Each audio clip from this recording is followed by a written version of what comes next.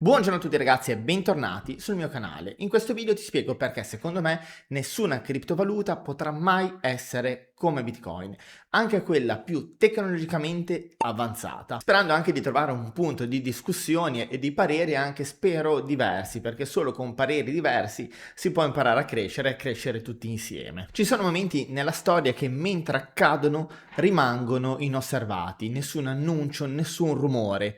Ma poi, dopo anni, ti accorgi che il cambiamento è cominciato proprio da lì. Il 3 gennaio del 2009 qualcuno, da qualche parte, ha acceso una rete. Non un'azienda, non un prodotto, non una startup. Una rete senza volto, senza padrone, senza una sede. E questa rete veniva chiamata Time Chain e Bitcoin. Successivamente avremmo imparato a chiamarla blockchain di Bitcoin. E all'inizio non voleva nulla, ma letteralmente nulla, nessuno la conosceva e nessuno, e quei pochi che la conoscevano magari non lo volevano neanche, perché nessuno lo comprendeva, vedevano solo numeri, pensavano fosse solo un codice, un qualcosa di digitale che girava su internet. In realtà lo vedevano come un esperimento, ma esperimento non era una scoperta. Bitcoin risolveva un problema che fino a quel momento l'umanità non aveva mai risolto. Per la prima volta nella storia esisteva qualcosa che potevi possederla e che nessuno poteva toglierti, ma nessuno, non una banca, non un governo, non uno stato, non un esercito, non un'azienda, nessuno. E questa cosa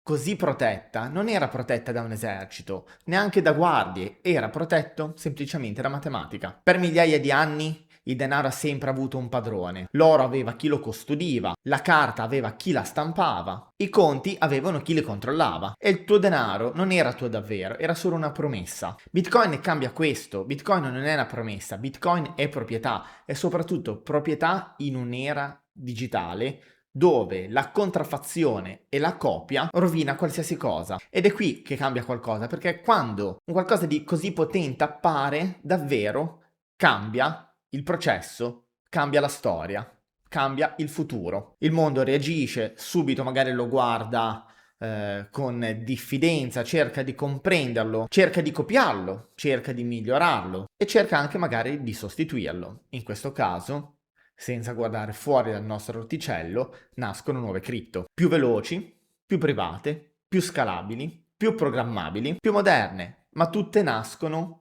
da un motivo, nascono da Bitcoin, perché ricordiamoci che Bitcoin è stata la prima criptovaluta e da lì quel pezzo di codice open source ha permesso di lanciare poi tutte le altre. Tutte le altre cripto hanno, chi più e chi meno, un pezzo di codice di Bitcoin. Litecoin nasce per essere più veloce. Monero nasce per essere privato e non fungibile. Ethereum nasce per essere programmato e più flessibile. Caspa nasce per essere più scalabile. Ogni cripto, se ci pensiamo, è una risposta al limite che aveva Bitcoin. Ma poi arriva il punto, nessuna cripto è Bitcoin, è come Bitcoin. E quando guardiamo un progetto e iniziamo a pensare questo progetto può sostituire Bitcoin, mettiamoci in testa una cosa, Bitcoin non è importante per quello che fa, Bitcoin è importante per quello che è, per quello che rappresenta. Bitcoin non appartiene a nessuno e proprio per questo appartiene a tutti. Non puoi cambiarlo, non puoi fermarlo, non puoi duplicarlo, non puoi bloccarlo. Puoi solo decidere se capirlo oppure ignorarlo e guardare altrove. Bitcoin non è marketing, non è un'azienda, Bitcoin non ha un CEO, non ha uffici, non ha neanche un'assistenza ai clienti, eppure funziona. E funziona anche quando tutto intorno a lui crolla. Da più di 15 anni, senza fermarsi mai, con tutti i problemi, attacchi, da tutti i fronti che ha avuto nella sua storia.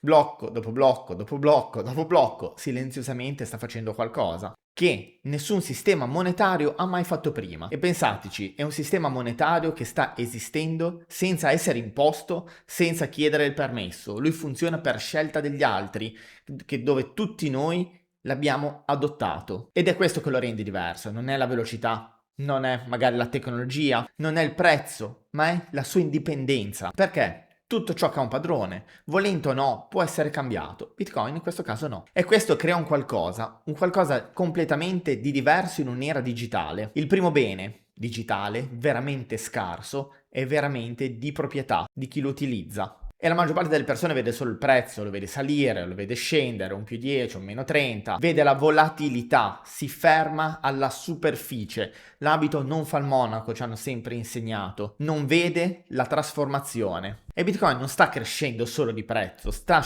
crescendo di significato, un significato che è entrato in tutti noi. E un giorno, guardando indietro, ci accorgeremo, ci ricorderemo che era solo l'inizio di un qualcosa che nessuna cripto potrà mai replicare, perché puoi copiare il codice, puoi copiare le funzioni, puoi copiare la narrativa, puoi copiare le idee, ma non puoi copiare l'origine. Bitcoin non è solo la prima cripto, è il punto di partenza, il cui il denaro in un'era digitale diventa libero. E quando qualcosa diventa libero, non torna più indietro. E se hai capito questo, e spero di aver trasmesso qualcosa, in questo momento stai guardando Bitcoin non più come prima. E se è il tuo primo mio video che stai guardando, io sono Mauri e questo è solo l'inizio.